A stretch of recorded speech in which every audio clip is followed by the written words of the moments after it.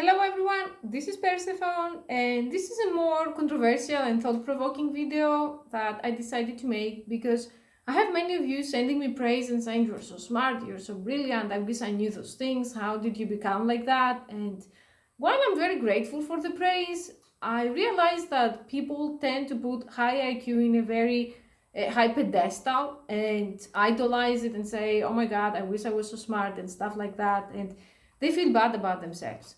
And while I'm not hypocritical enough to say that a high IQ is a bad thing to have, I want to make this video because I want you to think of how things are from the other side, because we tend to see only the good side in life when we are outsiders, and we cannot understand the problems and the challenges that come with it.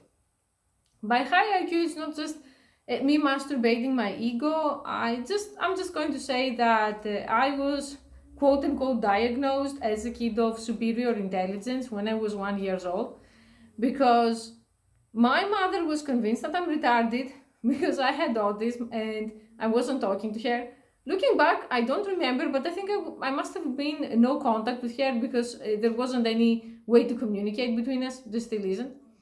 So she took me to a child psychologist and child psychiatrist who ran IQ tests on me. I remember that. I remember throughout my childhood doctors with aprons playing games with me, and I realized now that all of those games were IQ assessments and other personality assessments. They were tests. So after she got that diagnosing that I have high IQ according to the doctors, and that wasn't really surprising because my father's family has people who are autistic, schizophrenic, and with very high IQ. And it's scientifically proven that the IQ is being passed down by the mother. But my father has what we call hyper-expressive genes, which means that they express more and more in every generation. So genetically speaking, from what I've seen, I'm a copy of my father, just a female version. So that's why I take after that side of the family and nothing from my mother's side. I'm going to share the things with you that have happened throughout my life and I have talked about with other people. After someone diagnoses you with high IQ, and by high I mean over 130, all the narcissistic people in your life, narcissistic parents, disordered parents, or anyone who is competitive, they're going to immediately see you as a threat. And that's going to be happening throughout your life. And if you have seen Berserk, the anime where Berserk is branded, Guts is branded after he leaves hell with a sign that attracts demons. There are times that I felt branded. People would say, oh, higher IQ. And immediately they would say, you think you're smart, huh? You think you're smart? Okay, what's your smartness exactly? How are you smarter than us? My mother saw it as direct threat to her. If I had a child, and if anyone who is actually not a monster had a child, having a child smarter than you would be something to be proud of, right? For her, it was the complete opposite. She would insult me every chance she got. And if there wasn't a chance, she would create one. She would start always with, you think you're so smart, huh? You and your father, the smartasses from his family, you're just all going to end up schizophrenics. Your uncle is too far gone. You're next. Don't think too highly of yourself. Who do you think you are exactly? And up until I left home at 17, it was a constant IQ struggle. Have you seen those men in the locker rooms who take out their dicks to measure who has it bigger? She would try to do that with me. When I was 14 or 15 and I wanted to enroll in science classes, which is something that she hates, she would weaponize that insanely. She would say, you think you're smart, you didn't get this bad grade on a test last week? Yes, you did. So if you were smart, you wouldn't have gotten a bad grade. A bad grade would be a 90%. Or she would say, it's time for you to drop out of that class because you're not smart. And if there was anything I would try to help her with, let's say the computer, because of the Asperger's, I love computers so much and everything that has to do with that. And she would say, you think you're smarter than me and you can fix it? And the schizophrenic card would constantly be played. Which brings us to the next point of not only you are going to have competitive toxic people all around you, IQ over 130, mental illness and personality disorders go hand by hand. It's also scientifically proven. You can look up online whatever I'm saying. You don't have to take my word for it if you want more information. I've yet to meet even one person in my life who was very, very intelligent or brilliant and wasn't some kind of disordered freak. Most of them are psychopaths, to be honest, or they have schizophrenia, or they have borderline, or they have other disorders. So when you are actually associating with very smart people, you see only the good side because they're usually good at hiding the bad side, and you may end up shocked, dead, or somehow exploited. Again, I'm not saying everyone, I'm saying a very big alarming percentage. And I don't know if you're watching K-pop or K-pop news. People think they know about psychopaths, but you see now that the Big Bang member and the other celebrities, that they were raping women and selling drugs and exploiting the system when they were multimillionaires, those people are high IQ psychopaths and end up sexual predators. I've seen that ever since I found out about K-pop, but if you say that, no one is going to believe you. I always say that the true psychopaths, the true narcissists, the high ones, they are your idols, the people you admire. They're not the low-class psychopath that he's caught cheating and he can't hold down a job. Those are low IQ psychopaths. So one of the other problems of high IQ is mental illnesses that go with it, or personality disorders that go with it, because it's not the same. Something that most people don't know, because usually when a very high IQ person knows themselves and reaches a specific age, they can self-medicate the symptoms or they can ask for help, but usually they don't ask for help. They are functioning alcoholics, or they take pills, or they have their own systems to protect them. Like I do. I have a lot of systems to protect myself from getting in very serious trouble. So you don't see that. I say that because I have people who say, I wish I could live with you, I wish I could be with you all the time. No, you don't. You don't know me from 10-minute videos. Trust me. But okay, I don't want to derail this video. Let's move on to the next point. If you have high IQ, you usually have autism, Asperger's, which means sounds bother you, smells bother you. You get sensory overload all the time. Stuff that neurotypical people care about, you don't care about. If your IQ is extremely high, usually your EQ is low, which means you have problems with relationships, you have problems with friendships. Everyone around you looks dumb. You have to dumb yourself down all the time, or you have to isolate yourself, and it's a constant struggle. And people are going to perceive that as you looking down on them, or they're going to perceive you as a threat, or they're going to start being weird around you. I have lost count of how many times I was bullied as a kid for not caring about celebrities or not caring about things normal kids cared about, because it was impossible for me to understand why would someone care about something so stupid.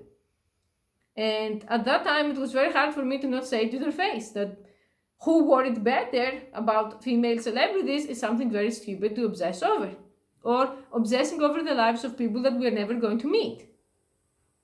So that comes with a lot of loneliness, a lot of stress, because you can foresee incidents. You're like a Cassandra. Like Cassandra in ancient Troy, she could see the catastrophes coming and no one would believe her.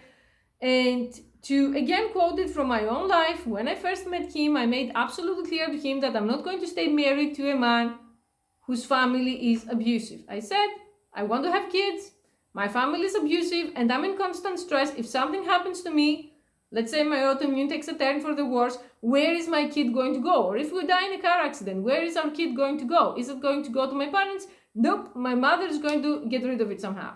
It has to go to your side of the family.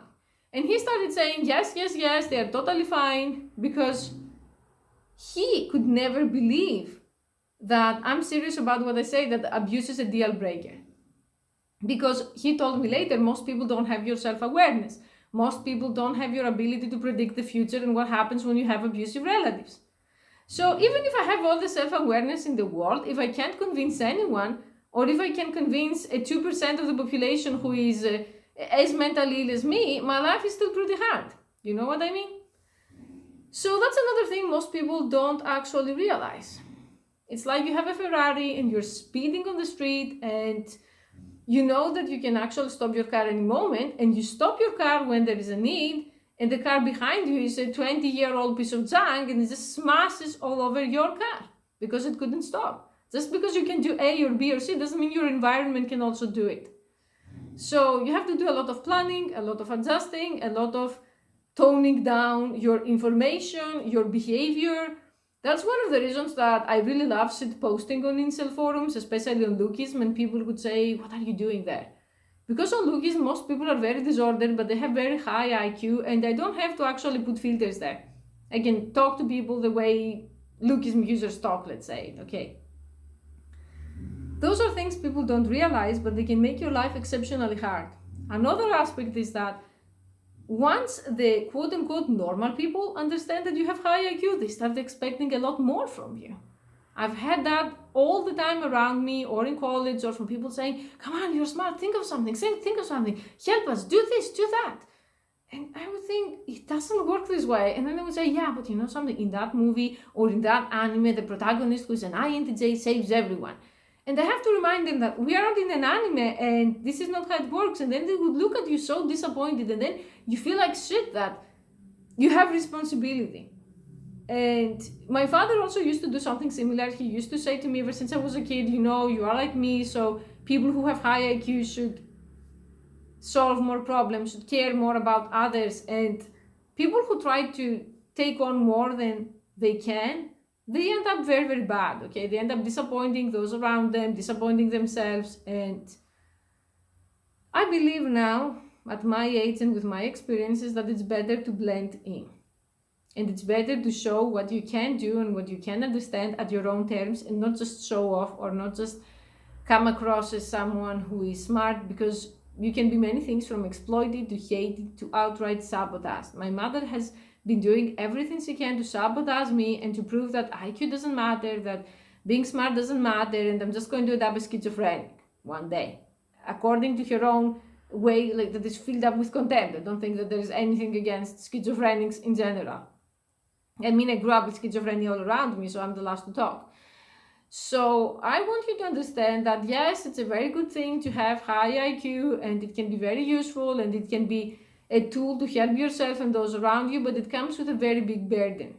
And there are times where I look at normal people, or I look at people with low IQ, like Kim's family especially, and I'm thinking, wow, ignorance truly is bliss. Because they can never see themselves. In their mind, they're Korean celebrities in Beverly Hills, and they don't see what I'm seeing, that they're like a car running in the desert without ever stopping, and they're going to crash. Because they live way above their means, they're scammers, and they isolate everyone around them, but they are not able to see that, so it doesn't bother them, you know?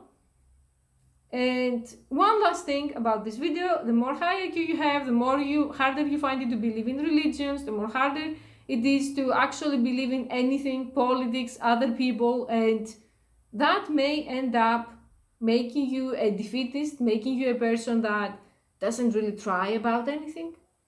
Eurasian Tiger is a very good example. Eurasian Tiger is too smart for his own good and too nice for his own good. That's why he ended up abandoning himself and not even trying. And unfortunately, he's not the exception. I know plenty of people who are very high IQ and they have isolated themselves in what I'm calling elephant cemetery on the internet, shit posting and rotting online and waiting to die. It's much, much harder to motivate yourself because you see many possible outcomes at once, and none of them really does much for you. You tend to put things out of a pedestal very early on in life, and things that normal people tend to believe and to use to cope, you can't use them to cope. That's why also many people with high IQ end up committing suicide or end up childless and alone in their lives. So the point of this video isn't to talk trash about high IQ. Like I said, I would be ungrateful and hypocritical. It is because I want you to understand that there are many different ways of being, many different ways in life, and comparing being alpha and beta is comparing a bird and a fish. In the same way, comparing yourself with your strengths, that you may have empathy, that can be a huge strength. You may be neurotypical, which means that all of the things that an autistic person has to adjust to, you do them naturally. You may have Asperger's and you can understand what I'm talking about, or you read something and you remember it, or you have a talent in science or in math that other people don't even get how your brain got there. All kinds of being and neurodiversity have good points and bad points, okay? And it's better to focus on maximizing your good points and working with whatever you have, rather than denying yourself, trying to be something that you're not, or looking from the outside and being bitter and saying, why wasn't I born like that? Why wasn't I, if I was like you, I would do this, I would do that. Because someone told me recently, and he said, why do you waste your life getting yourself naked online? It's because that person doesn't see my whole plan, and probably he would do different choices. So don't even try to understand why people do what they do unless it affects you. Focus on yourself. That's the best advice I can give you. And I think you can be very happy with a high IQ. You can be very happy being beta. You can be very happy as an autistic person. And there aren't any limitations. The limitation starts when we decide to be fake. There is nothing wrong with being beta or autistic or even schizophrenic. But being fake and being delusional that you're going to change, that's your main source of suffering in life. Okay, thank you for watching.